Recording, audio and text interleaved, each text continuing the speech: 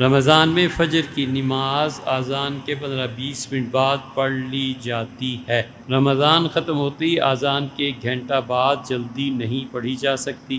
دیکھیے حضور صلی اللہ علیہ وسلم سے روایات ملتی ہیں کہ رمضان میں فجر کی نماز جلدی پڑھ لی جاتی تھی، اور عمومی قاعدہ وہ ہے جو ابو داؤد کی روایت پہ حنفیوں نے اختیار کیا ہے کہ حضور صلی اللہ علیہ وسلم نے فرمایا کہ فجر کی نماز کو روشنی میں پڑھو فَإِنَّهُ أَعْظَمُ لِلْأَجْرِ، اس پہ اللہ تمہیں زیادہ ثواب دے گا۔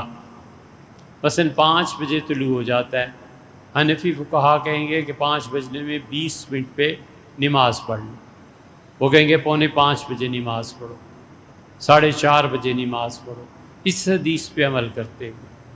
اور بہت جگہ پہ آیا ہے کہ صبح صادق کے بعد صحابہ کرام رضی اللہ عنہ نماز شروع کر دیتے تھے، اور وہ 2 رکعتیں اتنی طویل ہوتی تھیں کہ 1.5 گھنٹہ تقریباً اس میں لگ جاتا تھا۔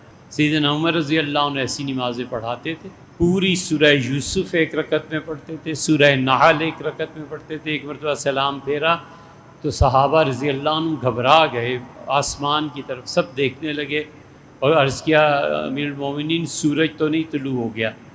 عمر رضی اللہ عنہ بڑے سکون میں تھے، فرمایا طلوع ہو گیا ہو تو کیا حرج ہے، وہ دیکھے گا کہ ہم اللہ کی عبادت میں اس وقت بھی مصروف ہیں۔ تو اس لیے ایسے ہے، وہ روایات بھی ہیں رمضان میں جلدی پڑھ لینے کی، اور رمضان کے علاوہ تاخیر سے پڑھنے کی۔ ہر آدمی عمل کرتا ہے۔